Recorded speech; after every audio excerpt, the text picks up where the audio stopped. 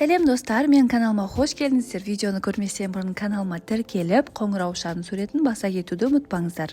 Каналымның дамуына өз үлестеріңізді қоса кетулеріңізді сұраймын. Етке өскен тырнақты отасыз емдеу. Етке өскен тырнақты өздігінен үй жағдайында емдеуге бола ма? Тырнақтың етке өсуінің себептері.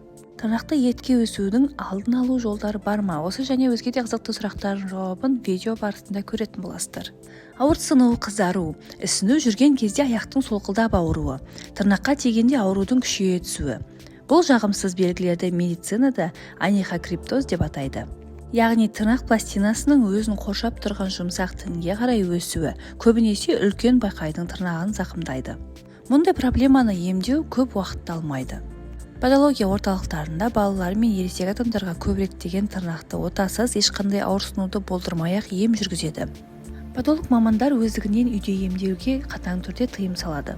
Көбейгірген тырнақты емдеу бір қарағанда оңай болып көрінгендіктен арнайы маманға баруға асықпайды. Кейін ауру асқынып, ірің пайда болып, тырнақ білікшесінің тіні созылуына әкелуі мүмкін. Бақай пішіні ұлғайып, жүргенде ыңғайсыздық тудырады, аяқ киім кигенде ауырады. Сонымен қатар флегмон, тырнақ фалангасы остеомиелиті, абсцесс, гангрена сияқты аурулар туындатады. Сондықтан көбейгірген тырнақты түзетумен подолог мамандардың айналысуы керек. Көбейгірген тырнақ дегеніміз не? Егер тырнақтың бір ұшы оның білікшесіне кірсе, қызарады әрі ісінеді де қабыну пайда болады. Аталған проблемалар ересектермен қатар балаларда да жиі кездеседі. Себептері: біздің қайсымызда болмасын аяқтың үлкен бақайындағы көбейгірген тырнақ болуы мүмкін. Анихокриптоздың өршу себептері: сапасыз педикюр, тырнақты дұрыс алмау, дөңгелек пішінде етіп жасау, тар аяқ киім кию, аяқтың жеке гигиенасын сақтамау, үлкен бақай мен табанның жарасы, ағзаның гормондық өзгерістері, әсіресе жасөспірімдер мен жүкті әйелдерде жиі кездеседі. Ауруды емдегенше оның алдын алған әлде қайда оңай. Егер тырнақ тері ішіне қарай өссе, онда не істеу керек деген сұраққа жауап бере кетейін. Ауруды үй жағдайында емдеп асқындыруға болмайды. Бүгінгі таңда медицина көбейгірген тырнақты емдеудің бірнеше әдісін ұсынады. Подолог көмегіне неғұрлым ерте жүгінсеңіз, соғұрлым бұл жағымсыз аурудан ерте құтыласыз. Егер бұл қауіпті сигналды дер кезінде елемесеңіз, уақыт өте келе тырнақ айналасындағы тіндер созылып, ал қабынған жерде жара мен ірің пайда болады. Аурудың бұл кезеңінде бақай іседі, ал қабыну созылмалы кезеңге өтеді. Өзіңіз байқағаныңыздай, бұл кезеңде ауруды емдеу өте күрделі, әрі хирургиялық көмекке жүгінуге тура келеді. Егер сіз арнайы маманға уақытында қаралсаңыз, көбейгірген тырнақты емдеу тиімдірек болады. Подолог мамандар аурудың ұзақтығына, өзгеріс пен қабынудың деңгейіне байланысты емдеу мен түзетудің түрлі әдістерін ұсына алады. Егер процесс жаңа басталып, әрі өзгеріс шамалы болса, сонымен қатар тіннің қабынуы байқалмаса, мамандар сіздерге тырнақты емдеудің заманауи әдісін ұсынады. Ол тырнаққа арналған пластина және түзетуші скобалар. Бұл әдісті орнитоксия деп атайды. Ол отаның оңтайлы түрі. Бұл қалай жұмыс істейді?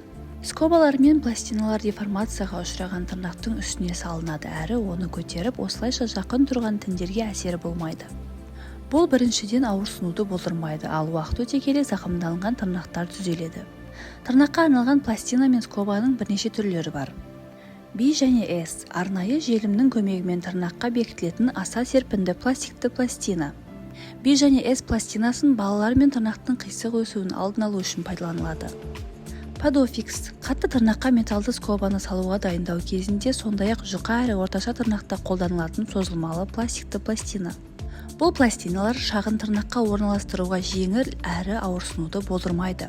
Бекітуге ыңғайлы, жүруге, тіпті спортпен айналысуға кедергі мүлде келтірмейді. Пластинаны лакпен бояғанда байқалмайды. Комбипед пластиналар мен скобалардың селбесуін көрсететін скобалар.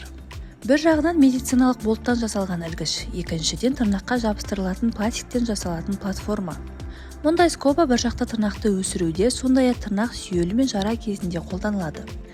ЗТО екі ілмек пен олардың арасындағы жалғайтын ілгіштен тұратын металды скоба. Мұндай скоба медициналық болттан жасалады, сондықтан өте қауіпсіз әрі аллергия тудырмайды. Фрезер скобасы көбейгірген тырнақты емдеудің ең ескі тәсілі болып табылады. Соған қарамастан ең жақсы әрі тиімді әдістерінің бірі. Оның көмегімен тырнақты кез келген өзгерісті түзетуге және қатты бұралған қалыңдықтағы тырнақтың пластинасын проблемаларын емдеуге болады. Бұл скоба ортасынан бүгілген және ілмекті екі иін тәрізді металды сым серіппе. Дәрігер әрбір нақты жағдайда байланысты формасын реттейді. Мұндай скобаны қою оңай емес, сондықтан подологтың кәсіби дайындығы жоғары болу керек. Егер сіздің тырнағыңыз етке өсіп, қызарып, немесе ісініп тұрған болса, аяқ киім киген кезде ыңғайсыздық тудыратын болса, подологтың қабылдауына міндетті түрде жазылыңыздар. Болашақта көбе кірген тырнақтарды болдырмау үшін алдын алу шаралары мен тырнақты күту туралы ұсыныстарым сізге ұнаған болса, лайк басып, комментарий жаза кетуді ұмытпаңыздар.